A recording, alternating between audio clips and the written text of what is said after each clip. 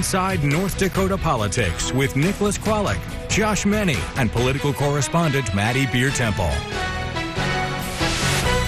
And a good Sunday to you. Thank you for joining us for Inside North Dakota Politics. I'm Nicholas Kwolek. And I'm Maddie Beer-Temple. Josh Meny is off today. We have a lot to get to, including a candidate forum between State Auditor Josh Gallion and his challenger Patrick Hart. But before that, let's look at the week that was. It appears as though we will not be seeing a debate like this anytime soon. The Presidential Debate Commission was planning on making the next debate virtual in light of President Trump's coronavirus diagnosis. They made that decision, though, without first consulting the president and former Vice President Joe Biden. Trump says instead he will hold a rally and Biden will hold a televised town hall October 15th. And Nicholas, speaking of debates. Yes, we saw quite a different style of debate between current Vice President Mike Pence and the Democratic vice presidential nominee Kamala Harris.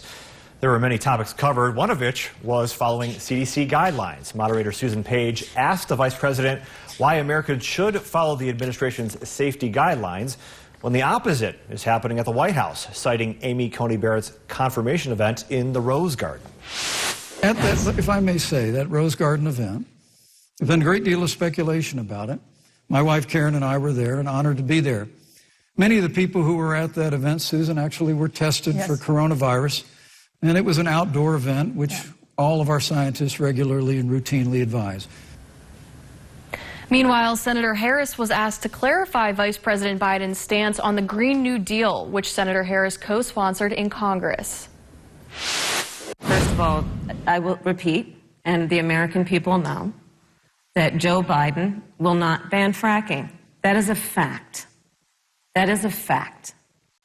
I will repeat that Joe Biden has been very clear that he thinks about growing jobs, which is why he will not increase taxes for anyone who makes less than $400,000 a year. In sad news this week in North Dakota, as David Andal, a Republican candidate for District 8, died at age 55 from coronavirus complications. His death came as a shock to many of his friends, family, and colleagues. And while a community continues to mourn, Andal's passing has raised questions regarding the November election, one of them being how to address his candidacy. Secretary of State Al Jaeger says though North Dakotans have voted and continue to do so, Andal's name cannot be removed from the ballot, meaning all votes cast for him will be counted. If Andal is one of the top 2 recipients of votes in District 8, which covers part of the state east and north of Bismarck, he would be considered elected. While Jaeger says this situation hasn't happened in recent memory, state law explains the protocol of what to do if he is elected. Obviously, he would not be able to serve, and so a vacancy would be declared. Under state law, there's a very specific process that allows the district political party to appoint somebody to fill that vacancy and allow that individual to represent the district in the upcoming legislative session. Speaking of voting, in-person voting will be held in every county in November. June's election was unprecedented. North Dakota has never in state history had no polling locations open. But there are less locations this year for the general election by about 50% compared to 2018. So safety is key. The executive director of the County Auditors Association says personal protective equipment has been ordered for poll workers. There is also a plan to disinfect voting sites throughout the day, including the machines and voting booths, which will be spaced out. And each voter will be given their own pen. While in-person voting will be possible, voters are encouraged to weigh all of their options, including mail-in and early voting. Giving them more options allows us to reduce the spread on Election Day and the risk. 10 counties plan to offer early voting starting in less than 2 weeks. And recently, we discussed the hidden history of the Nonpartisan League here in North Dakota. Formed by farmers and merchants in 1915, it became the largest political anomaly in a state otherwise controlled by the Republican Party. By the late 1940s, the League began to merge with the Democratic Party, creating what's now the Dem-NPL. And the Nonpartisan League itself has existed less and less on its own ever since. That is until about 5 years ago, and that's according to the current Nonpartisan League chair. He says it was only lying dormant before a grassroots movement began again to lift the working class people of North Dakota up. He adds more and more of those who came from an NPL background are feeling like both political parties are listening too closely to campaign donors rather than ordinary citizens. This is similar to how the NPL emerged a century ago in protest of the power of the big banks and the railroad.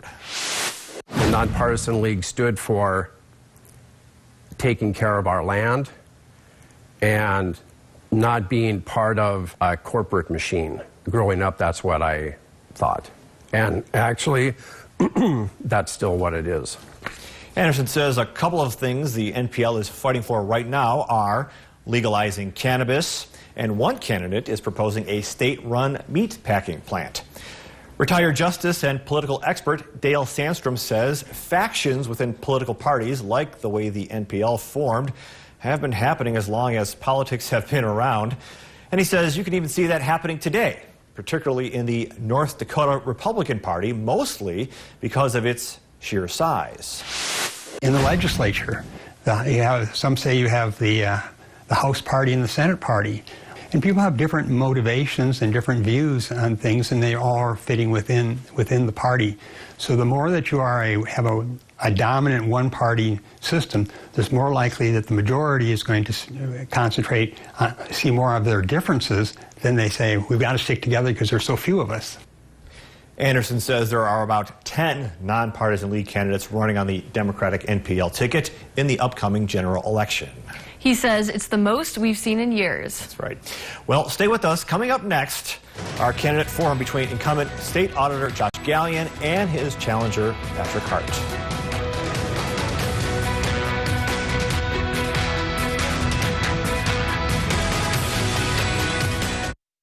There are all kinds of voters, like early voter Ed or absentee Abby. No? How about vote by mail Marie or election day Dave? Ed does everything early. Dave's not late, but he's also not early. Marie's got this. Abby can't miss out. There she is. They all made plans to make sure their voices are heard. What's your plan? Visit vote.nd.gov. Voting in North Dakota, it takes all kinds. Life in the 701 is all about how you live it. Now, I understand Cash has a few tricks up his scarf. He does. Join Amber, Caitlin, and Jeff each morning for hot topics, food, fashion, and everything happening in the 701. And it's brew day. That's definitely our favorite day. Yeah. Whether it's home, work, or play. Namaste, 1, 2, 3. Woo! Life in the 701 is really all about how you live it. Watch Studio 701, weekday mornings at 9.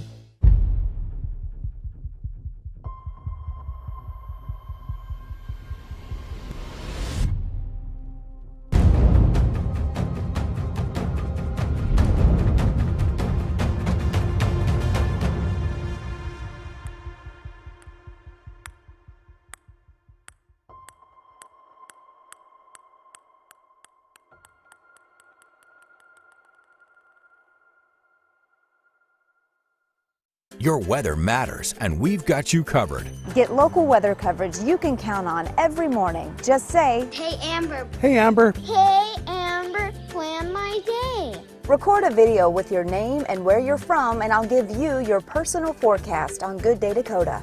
It's that simple. Just send your video via Facebook or email and say, "Hey Amber." Hey Amber. Amber, plan my day. Hey Amber, plan my day. Sponsored by Sundry Sand and Gravel. To Inside North Dakota Politics on KX.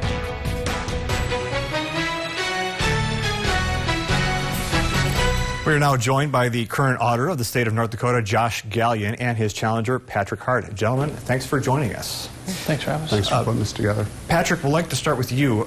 You're the former auditor of the North Dakota Department of Agriculture and the North Dakota Public Service Commission. Why are you running for state auditor now?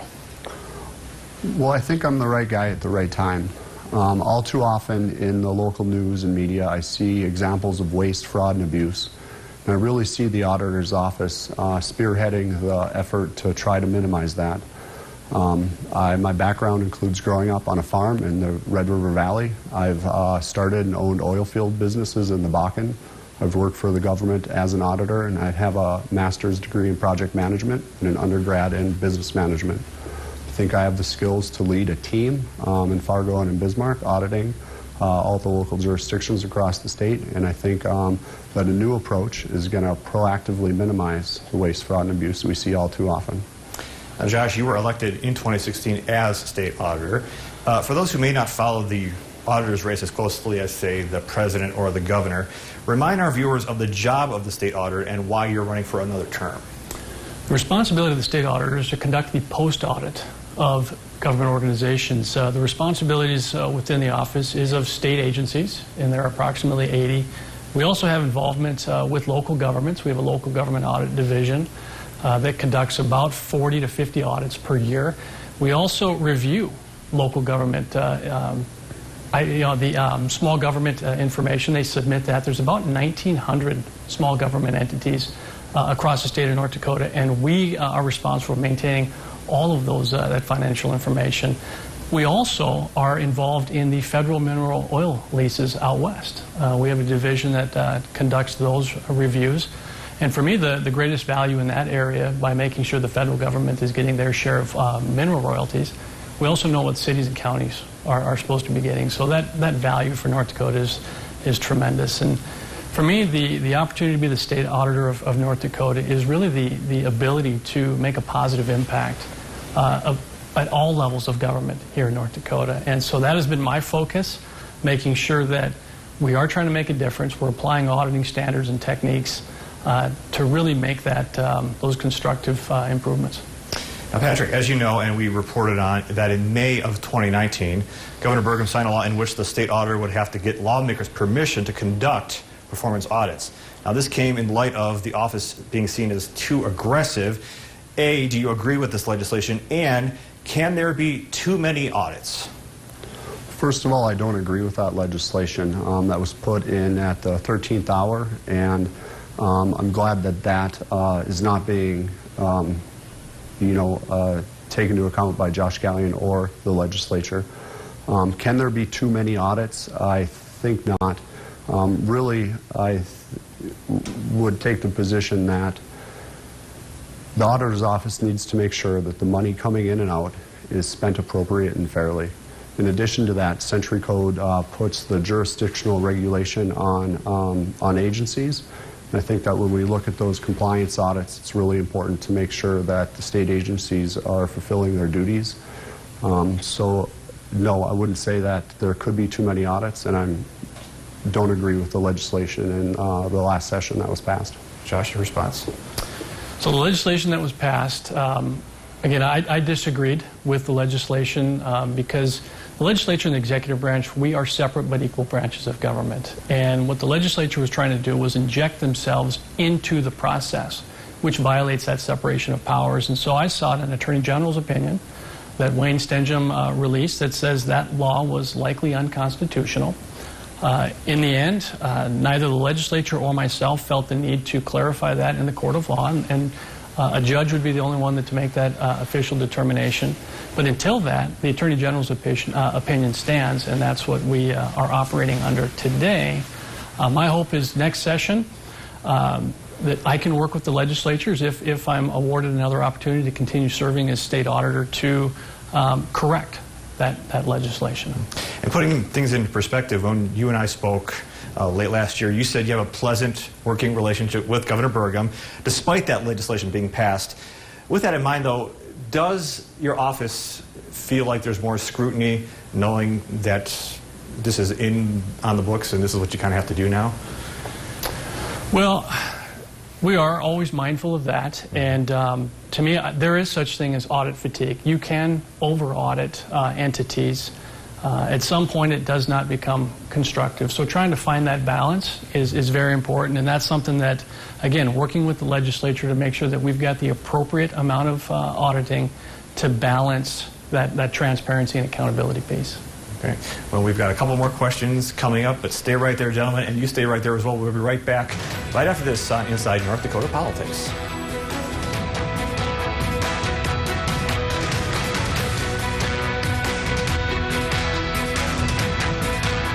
The unique spirit and unrivaled grit, nothing stops a North Dakotan. It's no surprise Governor Doug Burgum's balancing the budget without raising taxes, strengthening and diversifying the economy, and forged peaceful resolution with out-of-state protesters. North Dakota always overcomes. Now Burgum and North Dakota are confronting a global pandemic and rising to the challenge, saving lives and livelihoods. Confident we'll emerge stronger, because that's the North Dakota way. Your next employment opportunity is just a click away. Easily search through thousands of local job openings on KXNet Jobs. Take the next step in your career and start your search today with KXNetJobs.com. We drive everywhere to help our son reach his dream of becoming an elite swimmer. So we enrolled in the Know Your Drive program with American Family Insurance. It gives us discounts for safe driving and other benefits, like emergency roadside service, which comes in handy, no matter where his dreams take him. With Know Your Drive, save up to 20% and get closer to your dreams. American Family Insurance. Insure carefully, dream fearlessly.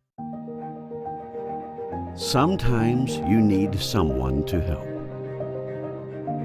The National Suicide Prevention Lifeline is here. Answered locally by FIRSTLINK, connecting you with resources of help and hope. Dial 1-800-273-8255 to get connected. Your business, no one knows it better than you. Partner with a team that cares as much as you do. Consulting, strategies, solutions, real results. Take the next step. KXNet.com/result driven. North Dakota politics on KX.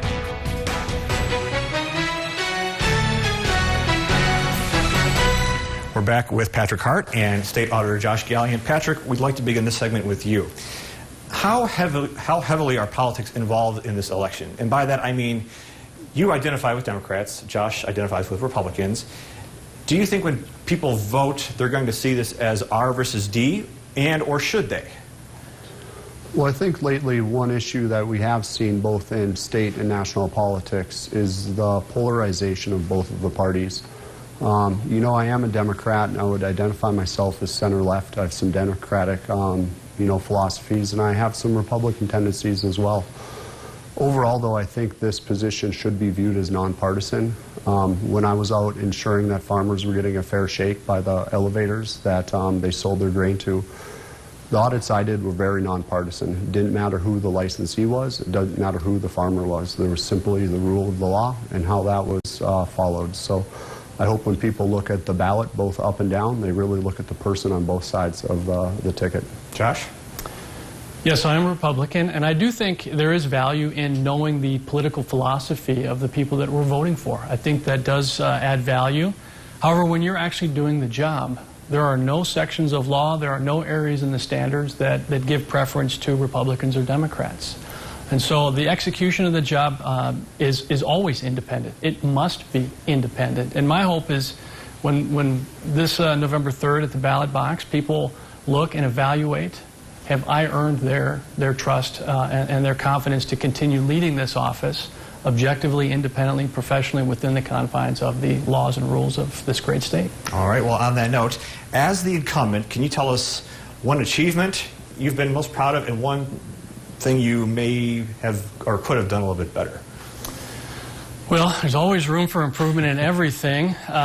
So one of the areas that I think is one of the greatest accomplishments is really the effort to regrow and rebuild the local government function. About 20 years ago, there were some retirements in the office, and the Bismarck office essentially disappeared. And we have been able to try to restore that ability because there's so many local governments today that are struggling to find auditors. There has been a steady decline over the last 10 to 12 years in independent firms, private firms that provide those services. So regrowing that has always been a priority of mine. One of the things that I think we could have done better, now I do stand by and I believe that communication is always the best approach, making sure that the information that we produce, putting that in the hands of the citizens of North Dakota is is the most important thing, because an informed and engaged citizen will always make better decisions in their governance. Now, when we rolled that out, you know, I think a better way we could have done it is maybe better communicating with legislators and those charged with governance that this was going to be a change that the auditor's office was going to make. Okay. Patrick, how about you in your previous experiences? Something you're most proud of, and something you think you could have done a little bit better? One of my greatest prides is to see those people that I work with achieve and grow. And I guess my greatest achievement as a business owner is not my own success, but to see my partners and, you know, my employees really rise to their fullest potential. So, you know, seeing the success around me is something that I'm always excited to see. I guess, can you say the second part of that question again, Nick? So again, your best achievement and something you wish you could have done better. Well, you know, when I look back at, you know, the times I've stumbled, I don't see those as, you know, not being successful, because I always lift myself up. So, you know, when I do have hurdles to overcome, I just try to face forward and to focus on the future. And, you know, I think as long as I have that mentality, I'll keep growing and, you know, be happy and excited with life. And gentlemen, we have about a minute 30 left. So, final two-part question. Why should people care about who gets elected, and make your pitch? Josh, you go first. Me? Yeah. So for me, my message is the same as it was 4 years ago. My goal is on an effective and responsive government that is transparent and accountable to the people. The role of the auditor is to make sure that we provide independent, objective information, and that has been my focus from day one. As a military veteran, my education as an accountant, I've spent many years in government accounting, and now in this office over the last several years, focusing on making sure that we have an informed and engaged citizen. It's been an honor to work with the amazing people in that office. They do outstanding things every day for the citizens of North Dakota, and I hope that I get an opportunity to continue serving in this capacity. 50 seconds left. Patrick? You know, I think that I'm, again, the right person at the right time. When I see every story about government in the local news and on your station, the first thing I think of is, does this pass the smell test? And again, I'm disappointed with that. We're seeing money that's given to the state government in the CARES Act go to cap oil wells and to have frivolous ad campaigns. And I think we need to take a stand on that. I would really like to look at the procurement process of those big contracts. And more than anything, I want to make sure that we restore the dignity of the state auditor by establishing relationships with state and agencies that we regulate. Patrick Hart, State Auditor Josh Gallion, thank you very much. Thank you. We hope this was informative for you. And on that note, we'll be back with much more on Inside North Dakota Politics right after this. The game is over, and you still can't get enough? Get the inside look with KX Sports After the Whistle every Sunday nights at 10:35. Review the greatest plays and most shocking upsets of the week, plus impactful stories on athletes that go beyond the game. Catch up on the action with Phil Bonatti, Luke Gamble, and David Gibson to tackle all the latest sports news, highlights, and scores. After the Whistle, Sunday nights at 10:35, exclusively on KX. There are all kinds of voters, like early voter Ed or absentee Abby. No? How about vote by mail Marie or election day Dave? Ed does everything early. Dave's not late, but he's also not early. Marie's got this. Abby can't miss out. There she is. They all made plans to make sure their voices are heard. What's your plan? Visit vote.nd.gov. Voting in North Dakota, it takes all kinds.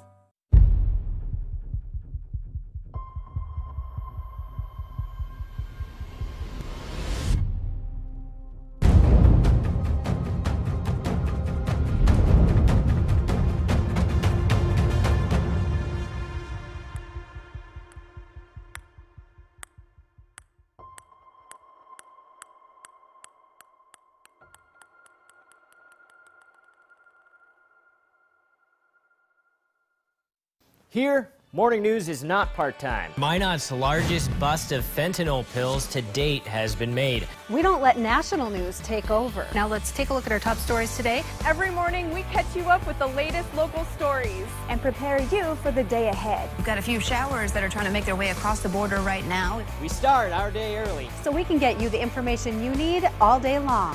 Wake up with Josh, Alicia, Amber, and Nikki on Good Day Dakota, starting at 5. Inside North Dakota Politics on KX.